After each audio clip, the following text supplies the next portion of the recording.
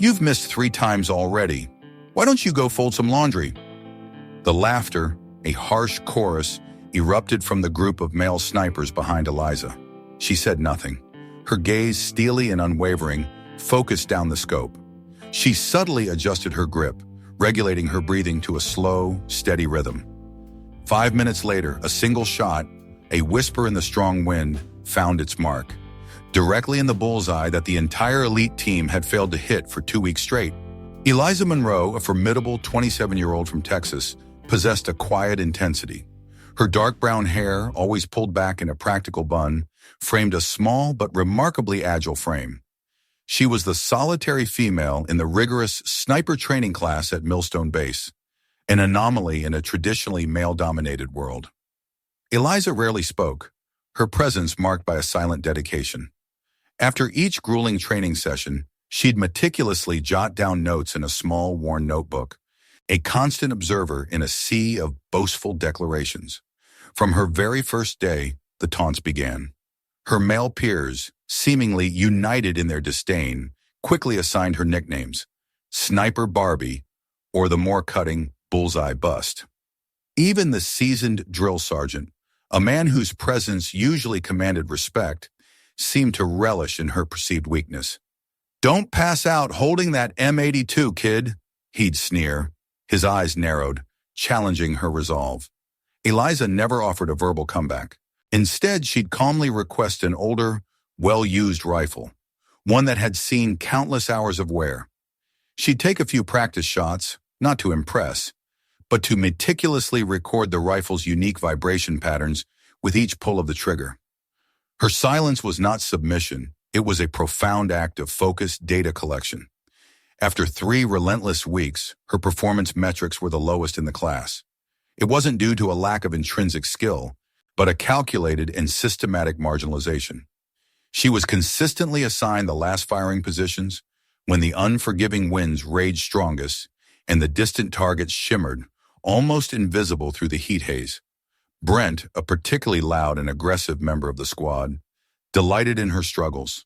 He would often intentionally mislabel the wind coordinates, sabotaging her calculations and ensuring her shots went wide.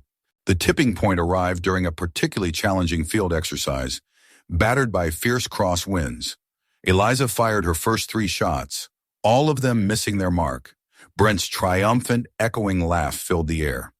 "Go fold your laundry," he jeered, his voice dripping with condescension. "This is a man's job." Eliza, however, remained impassive. Her movements were deliberate. She calmly cleaned her rifle, then, with a practiced hand, sketched the intricate patterns of the swirling wind directly onto her skin. Her 4th shot, the projectile, a silent arrow of defiance, sliced through the turbulent air, embedding itself precisely in the bullseye, a target that 6 highly skilled men before her had utterly failed to hit. A stunned silence descended upon the entire team, the only sound the distant whistle of the wind. CTA comment, Act 1. Have you ever seen a capable person underestimated? Type SOUNFAIR. Despite the undeniable precision of her last shot, Eliza's success was never officially recognized. The reason given was a vague, dismissive, unofficial procedures. Her extraordinary achievement was effectively erased, swept under the rug of institutional bias. She was once again relegated to the role of ammunition handler, wind reader for the main firing group, a frustrating demotion that starkly highlighted the pervasive prejudice she faced. Brent, emboldened by the lack of official acknowledgement for Eliza's feat, continued his relentless campaign of humiliation. "That gun's too heavy for you," he'd sneer, his voice laced with venom. "You shoot like you're pushing a shopping cart." Eliza, however, maintained her stoic composure. Her small notebook remained her sanctuary, her quiet rebellion. In it, she meticulously documented every minute environmental detail. Subtle shifts in wind direction, precise humidity levels, even the almost imperceptible variations in the metal's surface temperature each morning. She absorbed, processed, and learned, transforming every insult into a critical data point. One unusually quiet night, Lieutenant Parker, a usually reserved and observant officer, discovered Eliza alone on the desolate training ground. The moon cast long, eerie shadows as she meticulously disassembled her rifle, her movements precise and practiced. She was silently rehearsing her breathing techniques, counting each inhale and exhale against the rhythmic howl of the wind. Intrigued by her solitary dedication, Parker approached her. "Where did you learn to shoot before coming here?" he asked, his voice softer than usual, a hint of genuine curiosity in his tone. Eliza looked up, her eyes reflecting the distant stars. "In the mountains," she replied, her voice a low murmur. "With my dad. Shooting from rocks to forests, through rain and fog." This seemingly simple answer provided the first significant clue. Parker, now deeply intrigued, accessed Eliza's confidential military file. What he uncovered sent a jolt of recognition through him. Her father was Jimmy Monroe, a highly decorated and almost legendary sniper from the 1991 conflict, a true icon in military history. Yet Eliza had never once alluded to this extraordinary lineage. It became clear she was determined to prove herself, to succeed purely on her own merits, unburdened by the immense shadow of her father's formidable reputation. A few days later, the team was dispatched for a critical field exercise. The objective, a simulated, hidden, static, distant, tactical target.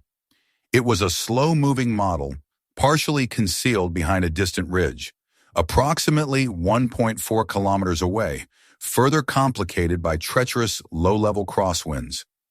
5 highly skilled, hand-picked shooters took their turns. Each one missed. Brent, in a spectacular display of frustration, kicked his rifle to the ground, cursing loudly.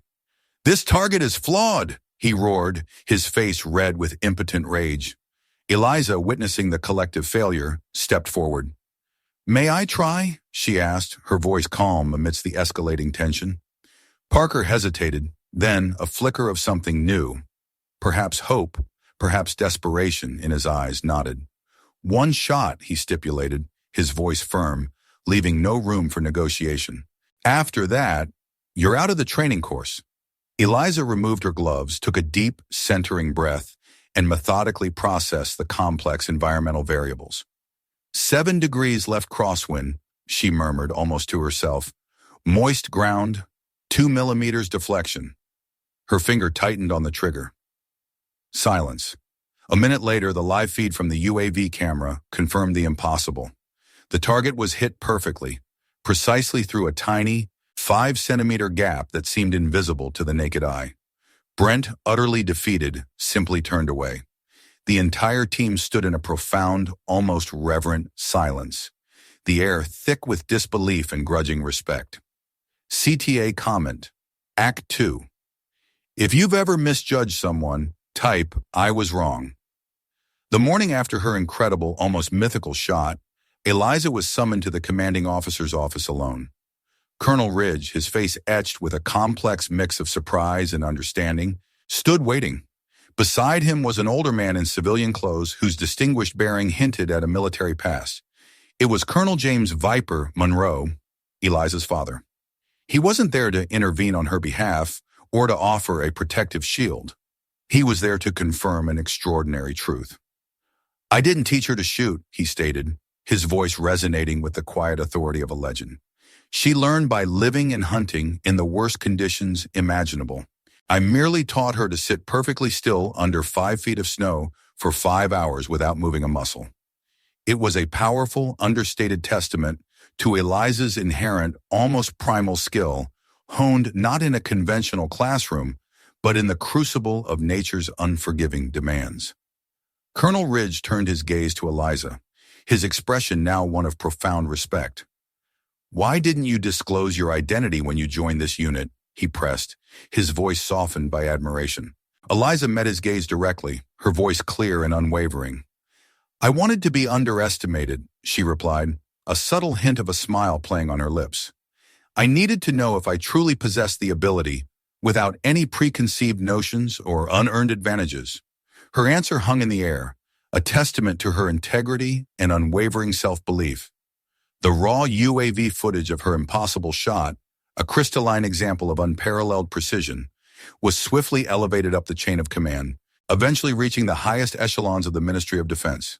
There it was officially authenticated, not just as a remarkable feat, but as the most accurate long-range shot of the year in tactical training exercises. It was an irrefutable, undeniable demonstration of her extraordinary talent, etched into the official records.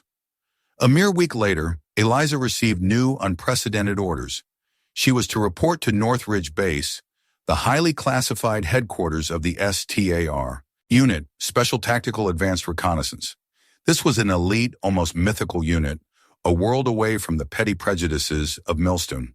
During a private, solemn honoring ceremony, her new commander, a formidable female colonel with a distinguished combat record from Iraq, stepped forward. Her voice, firm and commanding, filled the hushed room, resonating with a deep personal pride. "This is the first woman in 9 years," she declared, her eyes fixed on Eliza, "to touch our eagle gold insignia," and she didn't need anyone to pave the way. Eliza stood tall, a picture of quiet dignity. She accepted the coveted insignia, her face betraying no outward emotion. She spoke no words, yet her silent strength, her unwavering presence, spoke volumes to everyone in the room. That very night, under the gentle caress of a soft, cleansing rain, Eliza returned to the familiar, slightly worn training ground at Millstone. She walked deliberately to an old, weathered wooden board, a silent witness to countless hours of practice and unacknowledged effort. With a quiet reverence, she affixed her very first brass bullet to its surface.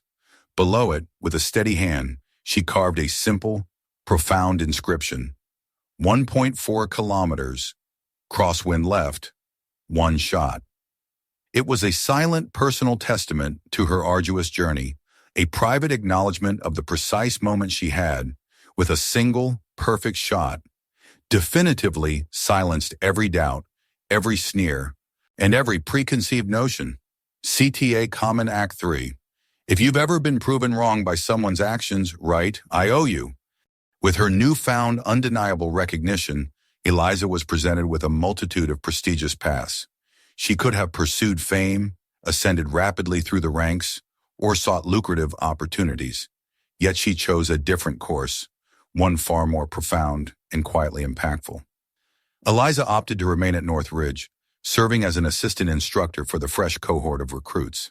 She deliberately shunned interviews, avoided social media, and made no effort whatsoever to publicize her extraordinary achievements. Her focus remained on the future, on shaping the next generation. Every morning, without fail, she led her group of eager, fresh-faced soldiers out to a vast open field. They carried no rifles, no heavy equipment, no outward symbols of their training. Their only assigned task was to sit, to listen. "Before you learn to shoot," she would tell them, her voice soft but imbued with an unwavering authority, "you must first learn to be silent. You must learn to listen to the wind, to feel the subtle nuances of the environment around you." She taught them to understand the almost imperceptible whispers of the air, the vibrations of the ground, and the very essence of the world, long before they were ever allowed to touch a weapon. Her method was revolutionary, focusing on intrinsic understanding over brute force. 1 week into this unconventional and often challenging training, Brent appeared. His usual swagger was gone, replaced by a palpable humility. Demoted due to his repeated and embarrassing failures during the field exercise, he was now, ironically, relegated to the new recruit program under Eliza's indirect tutelage. He approached Eliza, his arrogance utterly stripped away. "I need to learn from the very beginning," he admitted, his voice barely a whisper, thick with uncharacteristic shame. I'm sorry." Eliza offered no grand pronouncements, no lectures about his past slights, no victory dance. She simply quietly extended her hand, offering him a meticulously hand-drawn map, detailed with intricate wind currents and terrain features. On it, in her neat, precise handwriting, she had penned a single profound truth: "Wind is your friend, not your enemy." She didn't feel the need to recount her past struggles or the injustices she had endured. She didn't require anyone to remember the painful moments of belittlement. Her actions, her quiet wisdom, and her unwavering integrity spoke volumes, far more powerfully than any words ever could. But back at the Millstone training ground, a simple yet profoundly impactful photograph of Eliza was eventually hung. It wasn't a picture of her aiming a rifle or striking a heroic, triumphant pose. Instead, it depicted her sitting peacefully beneath an old gnarled tree, eyes closed, her head tilted slightly, simply listening to the wind. It was a powerful, silent image, a timeless testament to the true nature of her extraordinary skill, a skill born not just of precision, but of profound connection and inner peace. CTA Comment Act 4. Type, I will live with integrity. If you believe true skill doesn't need boasting. She didn't argue. She didn't raise her voice. She didn't demand her rights. Eliza simply, profoundly, and undeniably proved her worth through sheer skill, with a single, decisive shot. The world, in its often prejudiced and short-sighted way, may ridicule you, may dismiss your potential, or underestimate your abilities. But if you hold firm to your truth, if you relentlessly hone your craft with dedication and quiet perseverance, one day, your precision, your unwavering excellence, will inevitably compel them to silence. Eliza never sought to become a female legend or a symbol. Her desire was far simpler, more authentic, to be treated as an equal, a capable individual with genuine, undeniable talent. And that, above all else, is the most profound and memorable takeaway from her remarkable story. True talent does not need to be loud. It does not need to shout for recognition or demand attention. Because one single shot, if it's the right one, delivered with absolute conviction, is all it takes to change everything.